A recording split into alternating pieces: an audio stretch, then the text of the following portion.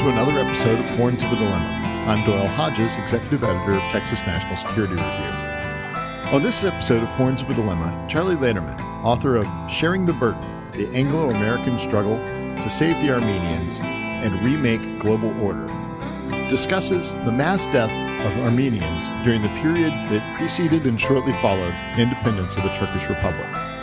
This death has sometimes been referred to as a genocide, as was done in a recent congressional resolution. But the political freight surrounding this issue is not the subject of Lederman's talk. Instead, he focuses on the question of how this incident presaged the rise of a global order based simultaneously on liberalism, sovereignty, and a commitment to human rights. Indeed, in the precursors from this incident, you can see the things that led to the war crimes trials following World War II, as well as the doctrine of the responsibility to protect. Let's join in and listen as Lederman discusses the importance of this significant historical event. I wonder if in recent weeks, like me, as you've surveyed the horrendous events on the Syrian-Turkish border, you had reason to cast your mind back to August 2013. I know a lot has happened since then, so to refresh everyone's memories, it was at that time in the aftermath of Bashar Assad's chemical weapons attack on his own people that the United States and Britain appeared poised to intervene in Syria.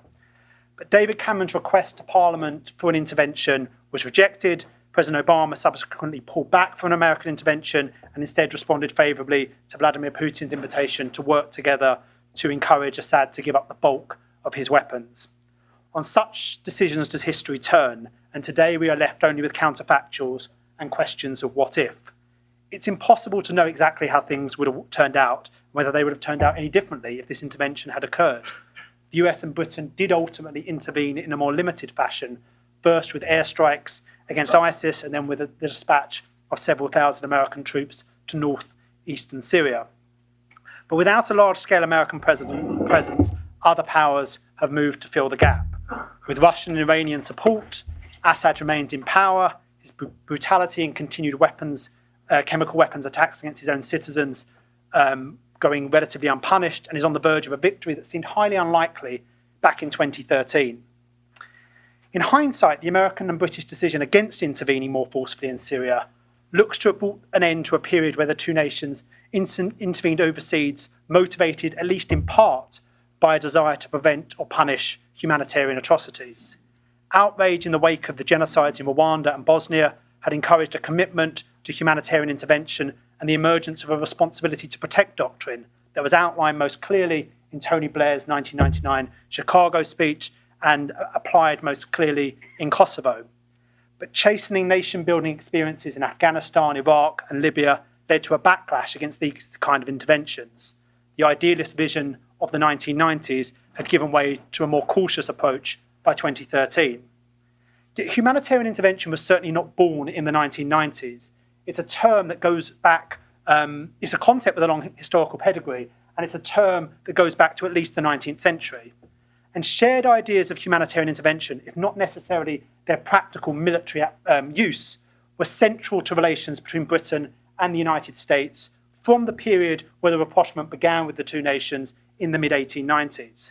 And so today I want to take you back 100 years to another turning point in the history of the Middle East, when the US and the UK, again after a period of growing humanitarian idealism, were faced with the decision of whether to intervene in response to a humanitarian atrocity. The people in question were the Armenian Christians of the Ottoman Empire. They were the victims of a series of atrocities in the late 19th and early 20th century, culminating in the massacre of over 1 million Armenians in 1915. And those atrocities were the basis for the pioneering studies of Raphael Lemkin, the lawyer who coined the term genocide. An unprecedented tragedy, it marked the first time that the government was charged with committing a crime against humanity and sparked a transnational humanitarian campaign to save the survivors. I'm going to try and explain today why the struggle for survival of one of the world's smallest nations became so entangled in the foreign policies of the two most powerful states in the world and their competing conceptions of global order. And in doing so, I will also look to explore the possibilities, limitations, and continued dilemmas of humanitarian intervention in British and American foreign policies. That is not to say the debate over intervention for the Armenians and our contemporary ones are directly analogous. The past is indeed a foreign country, and they did do things differently then. The imperial internationalism of a century ago has no clear analogy today, while British and American interests and their security fears are certainly not the same as those we face today.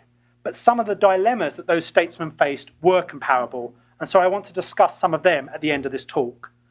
But first, let me take you back to Paris in early 1919. It's the midst of the Versailles Peace Conference, and the famous British Arabist T. Lawrence has withdrawn to his hotel room for an interview with the American progressive journalist Lincoln Steffens. Analysing recent American foreign policy, Lawrence reminds Steffens that the US has annexed Hawaii, occupied the Philippines, liberated Cuba but kept a mortgage on it, as he said, purchased the Danish islands and intervened militarily in Mexico. And yet, Lawrence states, you are still for self-determination for small nations.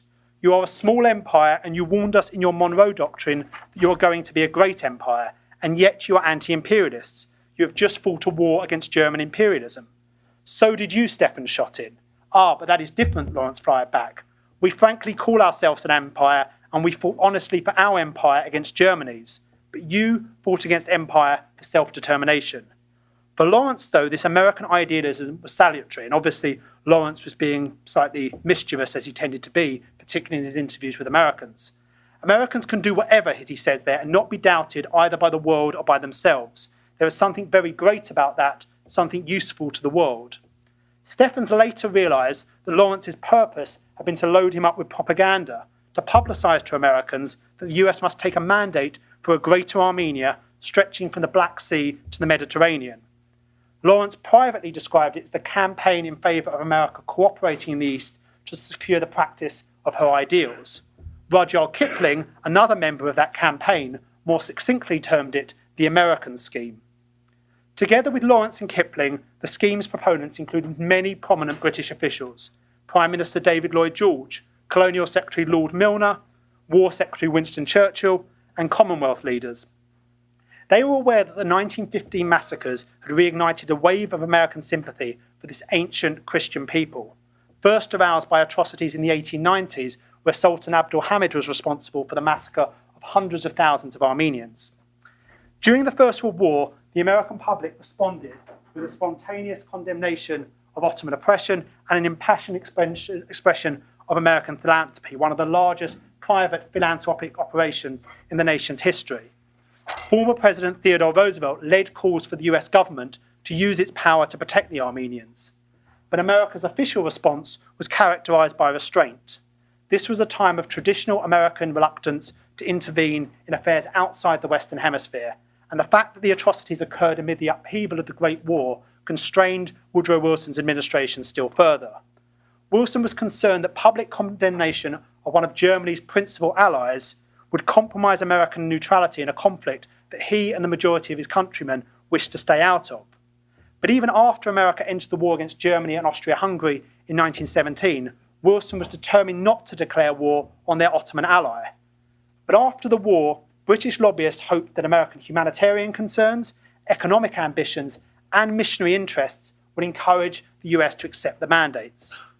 The British and American responses to the plight of the Armenians offer an illuminating but neglected window into the American rise to world power, its evolving relationship with Britain, and the formation of the post-Ottoman Middle East. Previous studies of the British and American responses focus on the failure of these governments, despite widespread popular sympathy, to protect the Armenians from persecution or ensure their independence.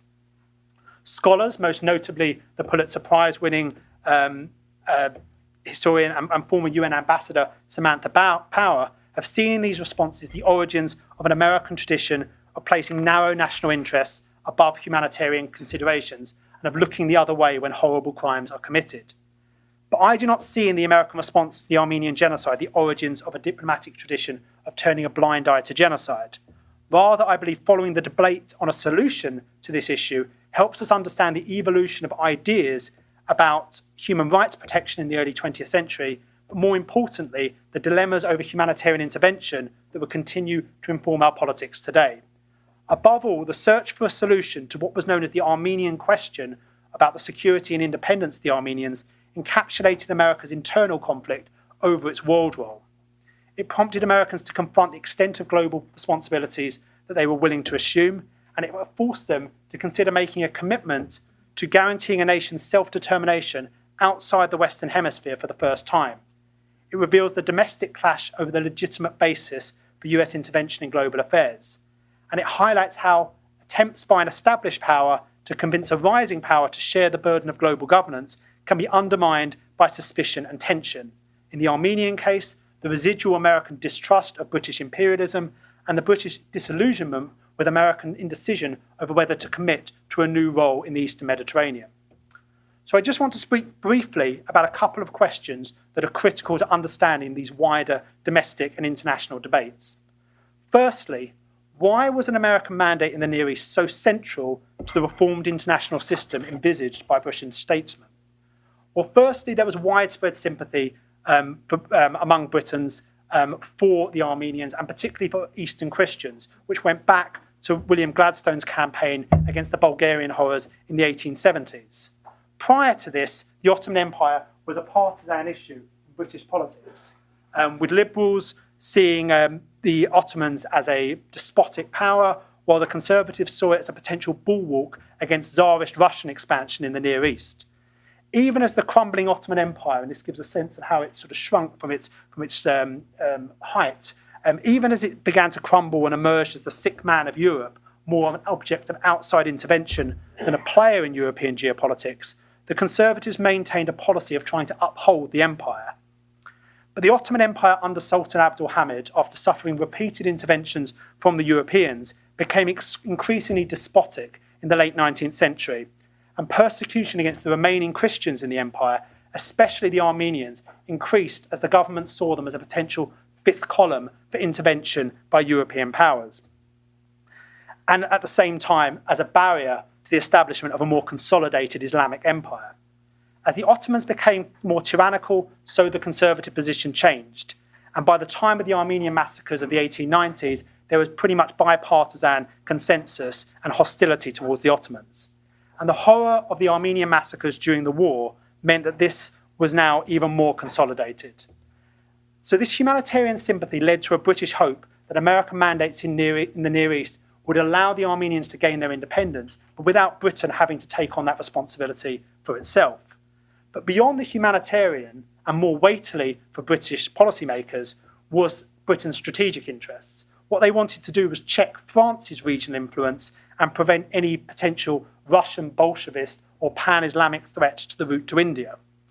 The prime motive, though, was summarised by the Colonial Secretary Lord Milner in a meeting of the British War Cabinet just prior to the peace conference. The future of the world, as Milner said, depended upon a good understanding between Britain and the United States. An American mandate was therefore not a mere cloak of annexation, but a bond of union. The idea of what Milner terms at that time an Anglo-American colonial alliance is one of the most interesting of the forgotten ideals of the World War I period.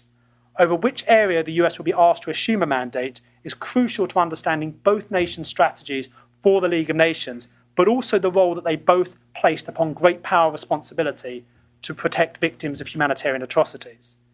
At the forefront of the British campaign for an American mandate was Philip Kerr, Lloyd George's influential private secretary.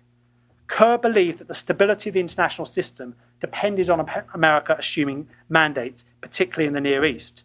He argued that the main problem of the peace conference was not in Europe, but was caused by people who haven't yet been able to establish stable forms of government of their own.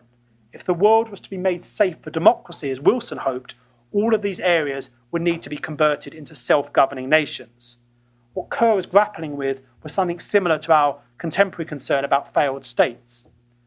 But Kerr believed this wasn't simply a cloak of annexation, was apparent after it became clear that the US would not be taking the mandate. And he encouraged Lloyd George to withdraw all American troops from the Middle East because he believed that the whole idea of the mandate system had been completely discredited. The delay in America's decision over whether to accept the mandate was due to it becoming entangled in a wider debate over America's world role. And that's the second question that I want to move on to. Why did the Armenian question come to assume such importance to so many Americans, and particularly to Theodore Roosevelt and Woodrow Wilson? This debate again had its origins in the first Armenian massacres during the 1890s. It was in response to these massacres that the US government, for the first time, proposed a permanent political solution to a humanitarian problem occurring outside the Western Hemisphere. Ultimately, no action was taken, but as calls grew for the US to intervene against Spanish oppression in Cuba, proponents justified this intervention by invoking the Ottoman conduct against the Armenians. William Randolph Hearst, for example, and the Yellow journalists were particularly vociferous in this comparison. Cuba is our Armenia and it's at our door. We'd hear this again and again in the debates in the lead up to the Spanish-American War. There was no more vociferous advocate of American intervention on behalf of the Cubans and the Armenians than Theodore Roosevelt. Roosevelt was convinced that it was only the warlike power of a civilized nation that can give peace to the world. In support of this thesis, Roosevelt would consistently point to the 1890s massacres of the Armenians, which he regarded as the great blot on European international morality. From his bully pulpit after he assumed office in 1901, Roosevelt articulated a set of principles outlining America's responsibility to intervene against what he described as crimes against civilization. The 1894-6 massacres and the failure of any power to prevent them profoundly impacted his thinking, and he frequently invoked the Armenian suffering as the symbol of man's inhumanity to man.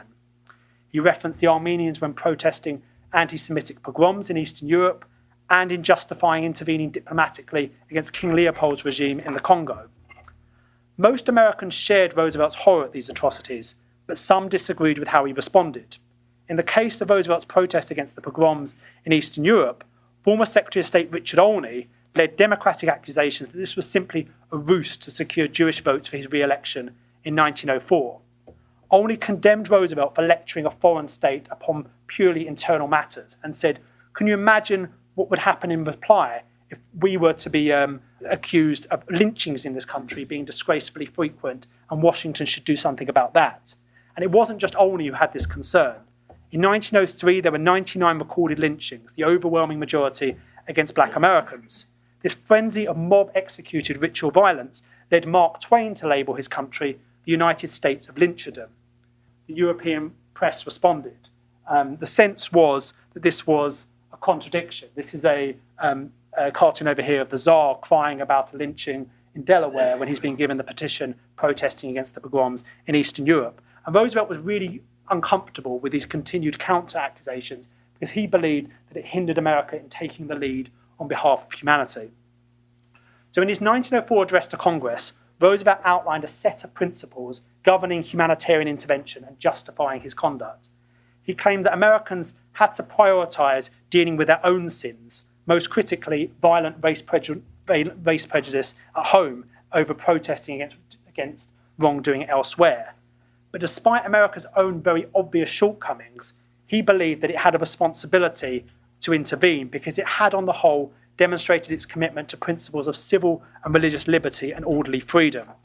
What's more, there were occasional crimes committed on so vast a scale and of such peculiar horror that in extreme cases, action may be justifiable.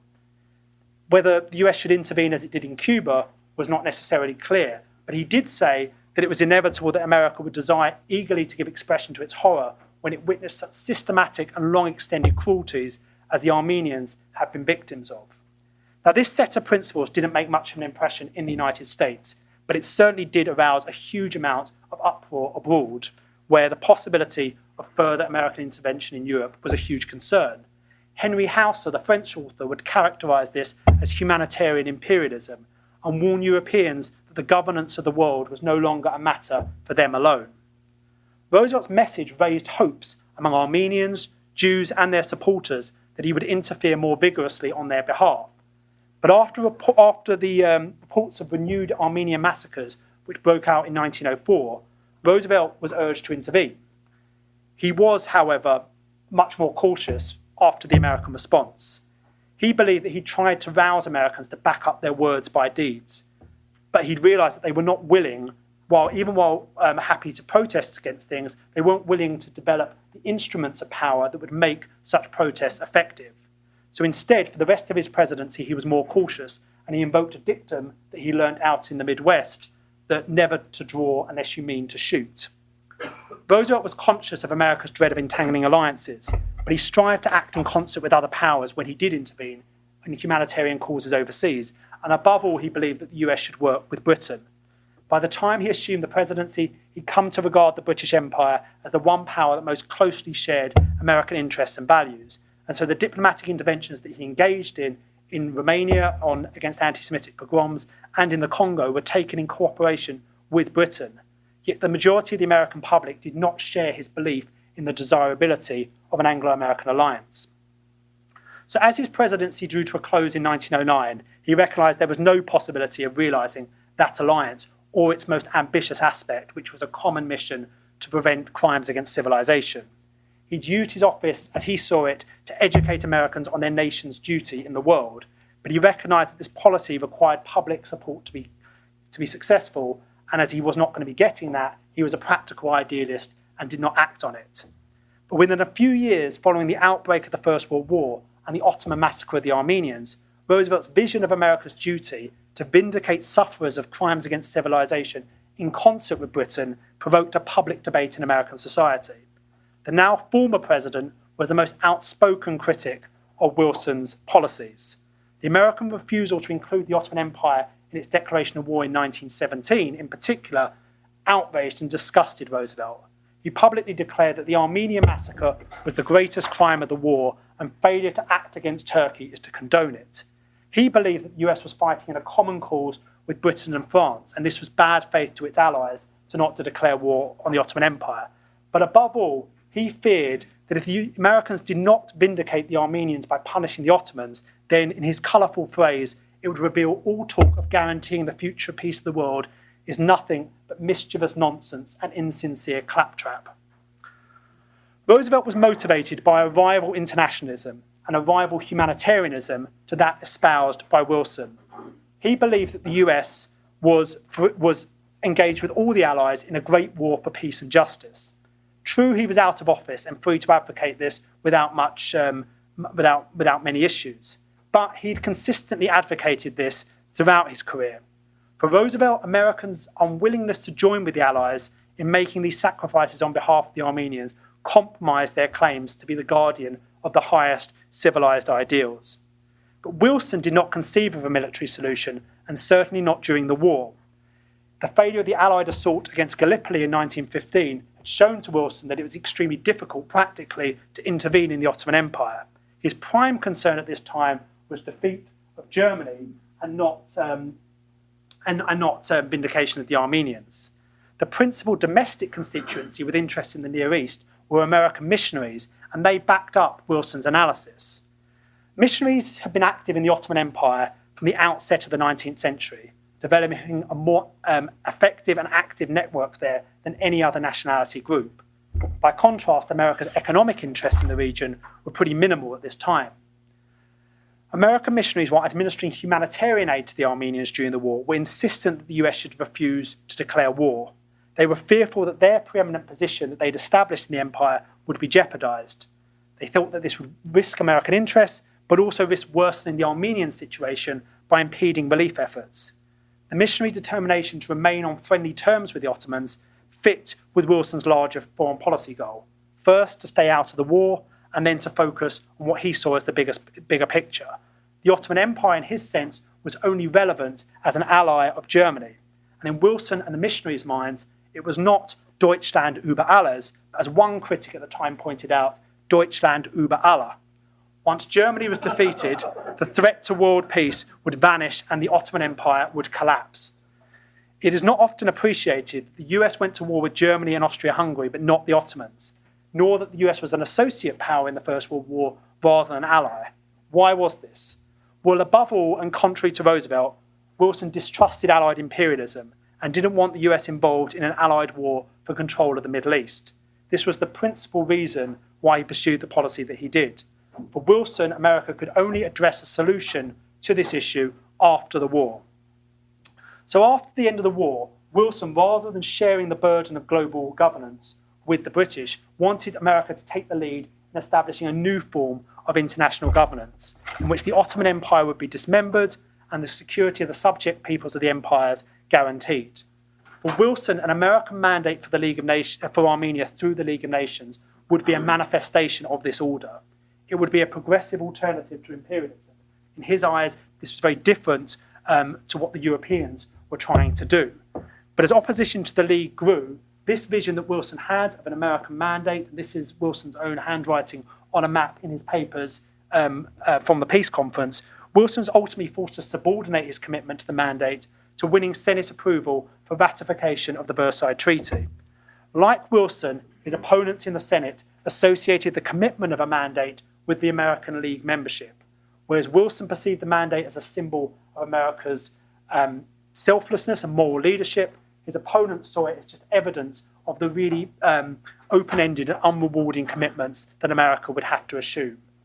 As we know, Wilson's faith in America's readiness to accept the burdens and responsibilities required for global leadership proved unfounded.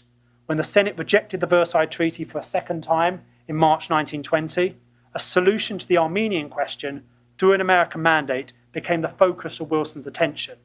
For him, this now came to represent a symbol of America's moral leadership. Because the Armenian mandate was ultimately rejected, the assumption has always been that its rejection was inevitable and therefore not really worthy of consideration. But it was by no means doomed to defeat.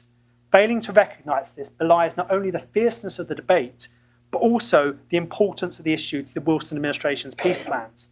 If you look in the papers of the American Commission to Negotiate Peace, there's more material on the Ottoman Empire than on any other geographical region. James Shotwell, an American academic and diplomat, summed up American plans for the post-war Ottoman Empire by saying what was needed was for the liberal powers of the world to do in the Near East what the United States has done in Cuba and is engaged in doing in the Philippines. In pursuit of that objective, 2 American commissions are sent to the Near East. One, the King Crane Commission, the second, the Harbord Commission. This is a picture of the Harbord Commission's map for the region, and it shows that the idea of an Armenian mandate is really something of a misnomer, because most commissions recommended American mandates over much of what was the Asia Minor area of the Ottoman Empire. The King Crane Commission argued that in addition to a mandate for a separate Armenian state, America should also take mandates for the Turkish portion of the Ottoman Empire, the internationalized city of Constantinople, and united Syria, including Palestine and Lebanon.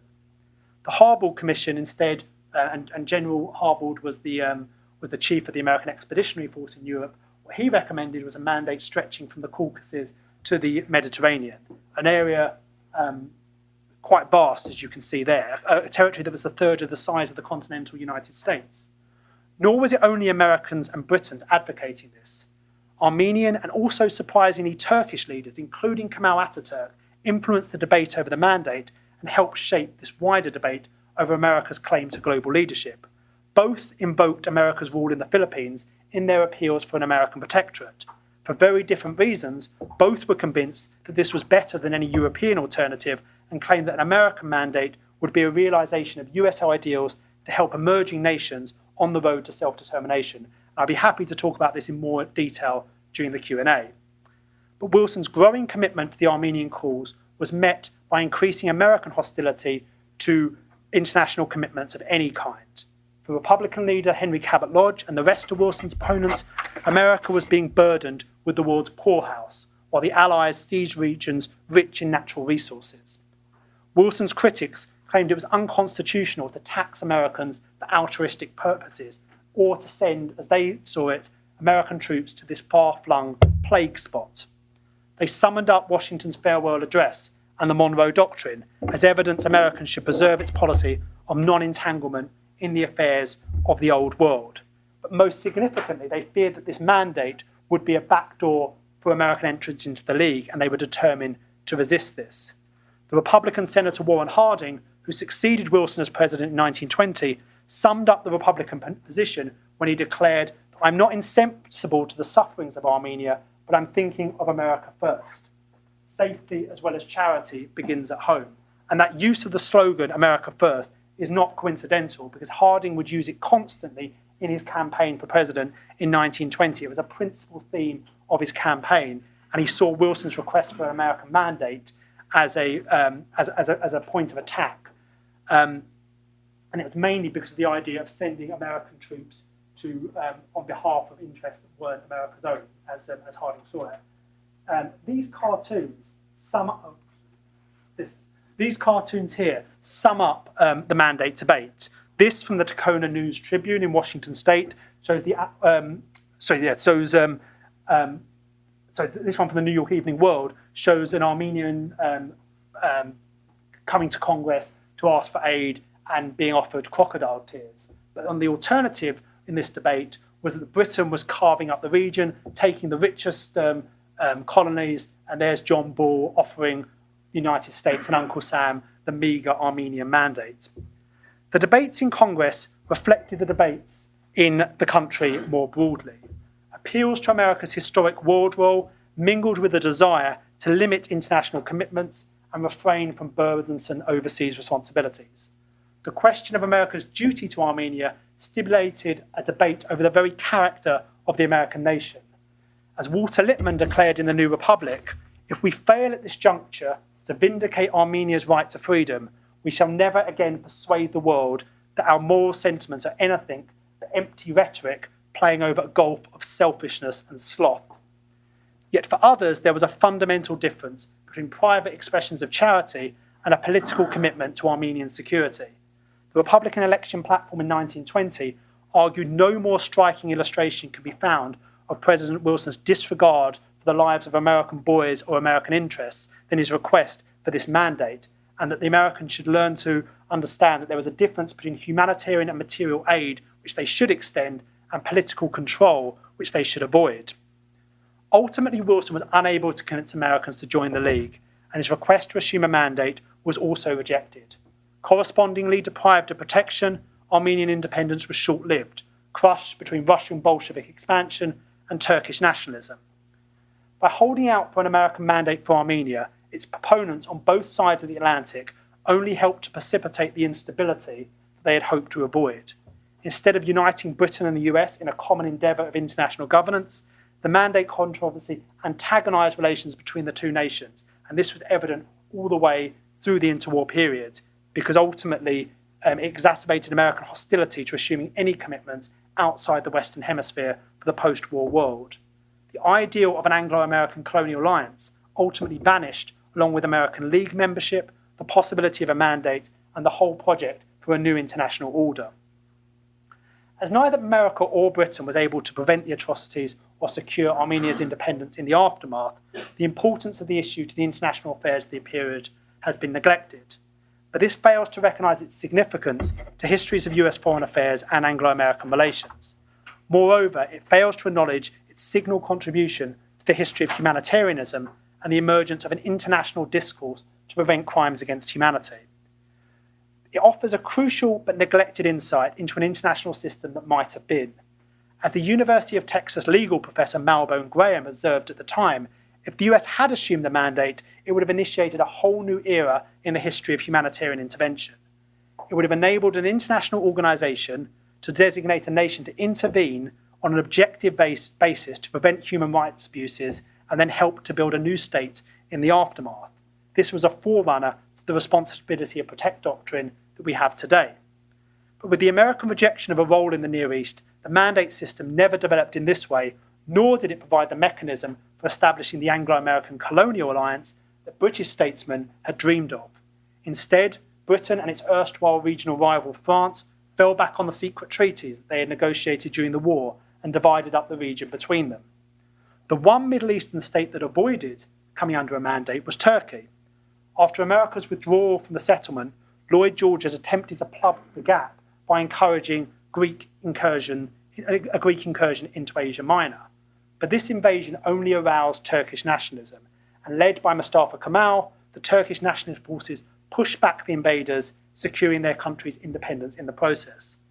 The Turco-Greek War was brutal, with both sides committing atrocities, and this culminated in 1922 with the Turkish burning of Smyrna and the massacre of the city's Christian population of Greeks and Armenians. With Britain still occupying Constantinople in 1922, Lloyd George was eager to fight against Kemal's forces.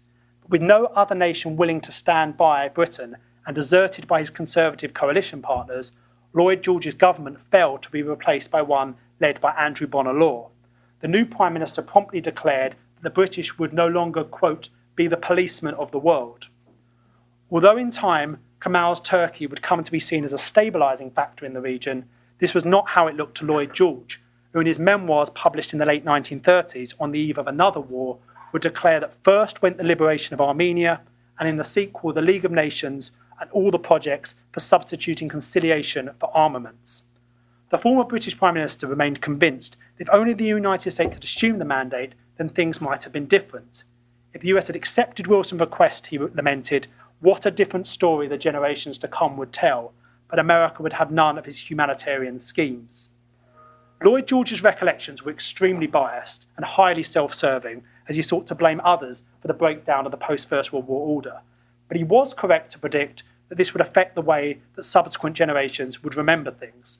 For many years, the American response to the Armenian atrocities received little attention from either the public or from scholars.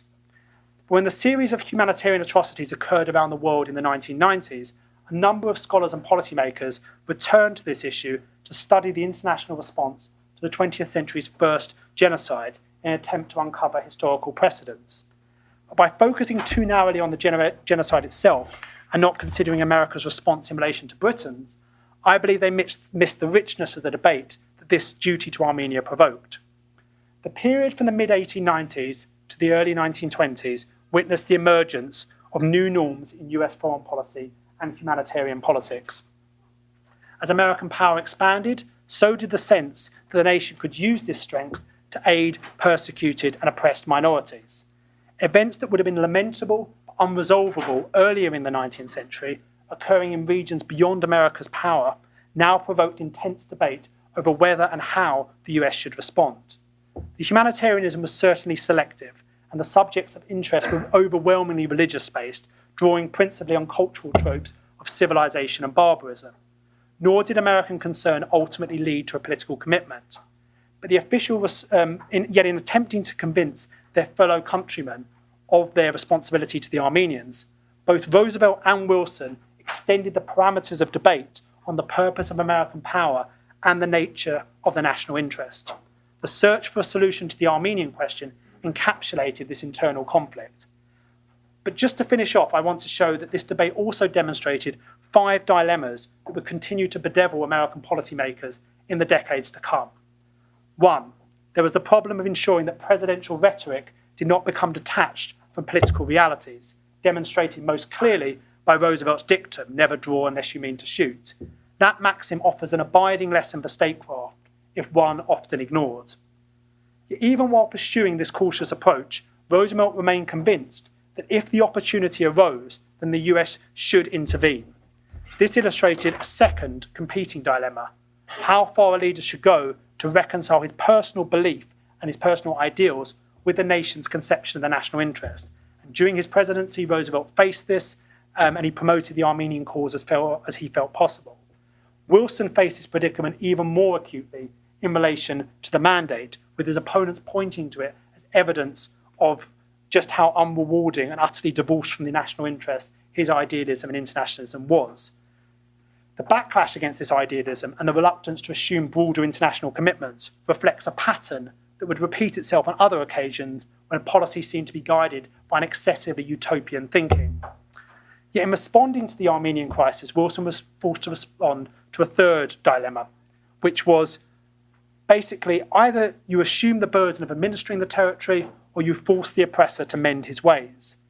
And moreover, having decided the US should assume the burden, Wilson faced a fourth dilemma over the legitimate basis for intervention. Should it be by an international organisation, which he now proposed, or should it be by a power acting unilaterally or with a coalition of willing partners, as Roosevelt had previously insisted? Ultimately, all those who worked to resolve the Armenian question for over 3 decades were confronted with the cruelest dilemma of all, that sometimes it's simply not possible to achieve a good solution. Wilson made sure that he never forgot the Armenian tragedy. In November 1917, a delegation of Armenians visited him in the White House and presented him with a portrait of a young Armenian girl in traditional dress. The girl's haunted expression symbolised the destruction of her nation. In her hand, she cast a mountain snowdrop, a flower whose appearance Armenians regarded as a sign that winter was over and spring was on its way. The Armenians' faith that better days were ahead were captured by the painting's inscription, L'Espérance, hope. The portrait was displayed in the White House for the remainder of Wilson's term. After he left office, the former president brought the painting to his new home in Washington, D.C., where you can still see it today, hanging over the drawing room, a constant reminder of the tragic question that neither he nor any other American was able to resolve. Thank you.